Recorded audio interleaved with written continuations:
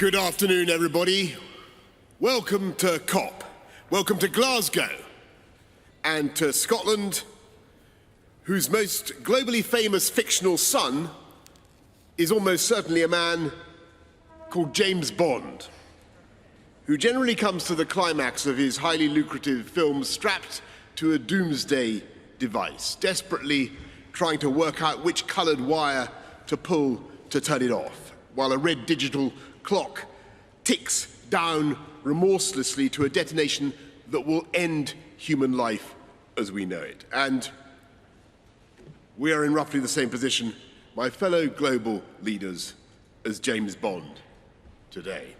Except that the tragedy is, this is not a movie, and the doomsday device is real, and the clock is ticking to the furious rhythm of hundreds of billions of pistons and turbines and furnaces and engines with which we are pumping carbon into the air faster and faster, record outputs, and quilting the earth in an invisible and suffocating blanket of CO2, raising the temperature of the planet with a speed and an abruptness that is entirely man-made.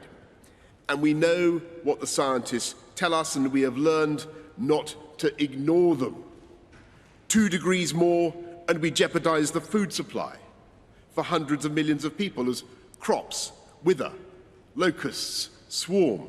3 degrees, and you can add more wildfires and cyclones, twice as many, 5 times as many droughts, and 36 times as many heat waves. 4 degrees, and we say goodbye to whole cities. Miami, Alexandria, Shanghai, all lost beneath the waves. And the longer we fail to act, the worse it gets, and the higher the price when we are eventually forced by catastrophe to act. Because humanity has long since run down the clock on climate change. It's 1 minute to midnight on that doomsday clock, and we need to act now. If we don't get serious about climate change today, it will be too late for our children to do so tomorrow. I was there with many of you in Copenhagen 11 years ago when we acknowledged we had a problem. I was there in Paris 6 years ago when we agreed to net zero and to try to restrain the rise in the temperature of the planet to 1.5 degrees. And all those promises will be nothing but blah, blah, blah, to coin a phrase. And the anger and the impatience of the world will be uncontainable unless we make this COP26 in Glasgow the moment when we get real about climate change. And we can. We can get real on coal, cars, cash, and trees. We have the technology to deactivate that ticking doomsday device, not all at once. I'm afraid it's too late for that. But one by one, and with ever greater speed and efficiency, we can begin to close down those billions of hydrocarbon combustion chambers that you find currently in every corner of the planet. We can phase out the use of cars with hydrocarbon internal combustion engines.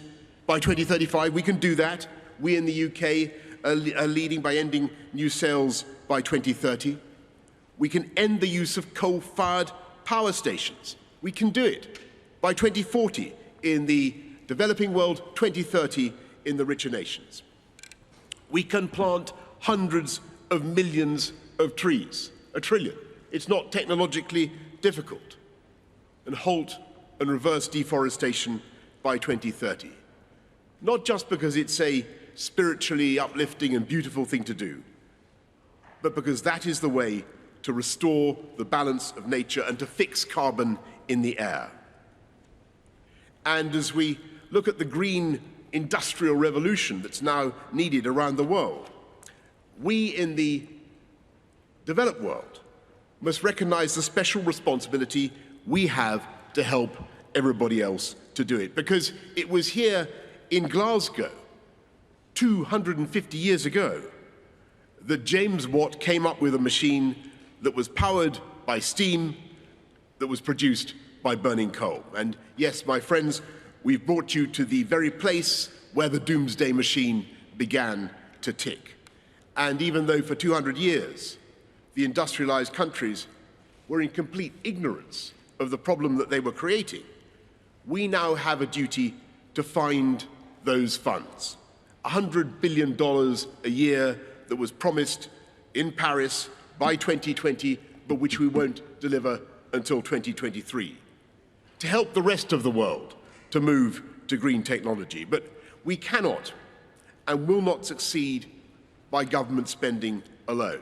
We in this room can deploy hundreds of billions, no question.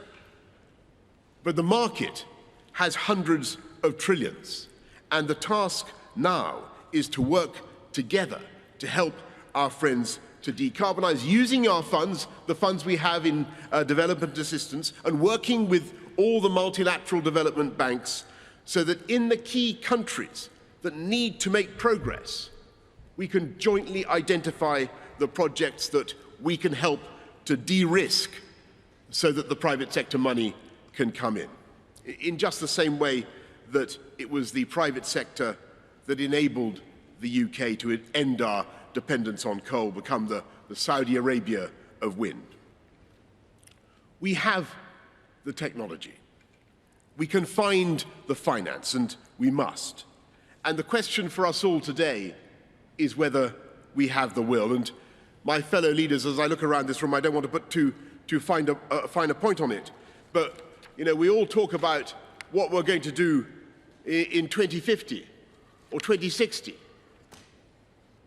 I don't think it will escape the notice of the crowds of young people outside, the billions who are watching around the world, half of the population of the world under 30, that the average age of this conclave of world leaders, I'm afraid to say, is over 60.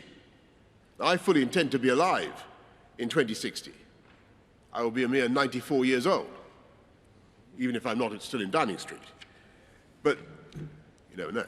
But the children who will judge us are children not yet born, and their children. And we are now coming center stage before a vast and uncountable audience of posterity, and we mustn't fluff our lines or miss our cue, because if we fail, they will not forgive us. They will know that Glasgow was the historic turning point when history failed to turn. They will judge us with bitterness and with a resentment that eclipses any of the climate activists of today. And they will be right. COP26 will not and cannot be the end of the story on climate change. Even if this conference ends with binding global commitments for game-changing, real-world action, 2 weeks from now, smokestacks will still belch in industrial heartlands. Cows will still belch in their pastures, even if some brilliant Kiwi scientists are teaching them how to be more polite. Cars, powered by petrol and diesel, will still choke congested roads in the world's great cities. No one conference could ever change that. If summits alone solved climate change, then we wouldn't have needed 25 previous COP summits to get where we are today. But while COP26 will not be the end of climate change, it can and it must mark the beginning of the end. In the years since Paris, the world has slowly and with great effort and pain built a lifeboat for humanity. And now is the time to give that lifeboat a mighty shove into the water, like some great liner rolling down the slipways of the Clyde. Take a sextant sighting on 1.5 degrees and set off on a journey to a cleaner, greener future. So let us therefore, in the next days, devote ourselves to this extraordinary task, so that we not only continue with a programme that is of green industrial revolution that is already creating millions of high-wage, high-skilled jobs in power and technology, taking our economies forward. Let us also do enough to save our planet and our way of life. And as we work, let us think about those billions of beady eyes that are watching us around the world, increasingly edgy and disenchanted. And let us think of the billions more of the unborn, whose anger will be all the greater if we fail. We cannot let them down. We have the ideas, we have the technology, we have the bankers, we have the corporations and the NGOs, we have the interpreters, we have the meeting rooms. If all else fails, we have the unbeatable hospitality and refreshment of Glasgow. We may not feel much like James Bond, not all of us necessarily look like James Bond, but we have the opportunity and we have the duty to make this summit the moment when humanity finally began, and I stress began, to defuse that bomb, and to make this the moment when we began irrefutably to turn the tide and to begin the fight back against climate change. Yes, it's going to be hard, but yes, we can do it. And so let's get to work with all the creativity and imagination and goodwill that we possess. Thank you very much, and good luck to all of us. Thank you.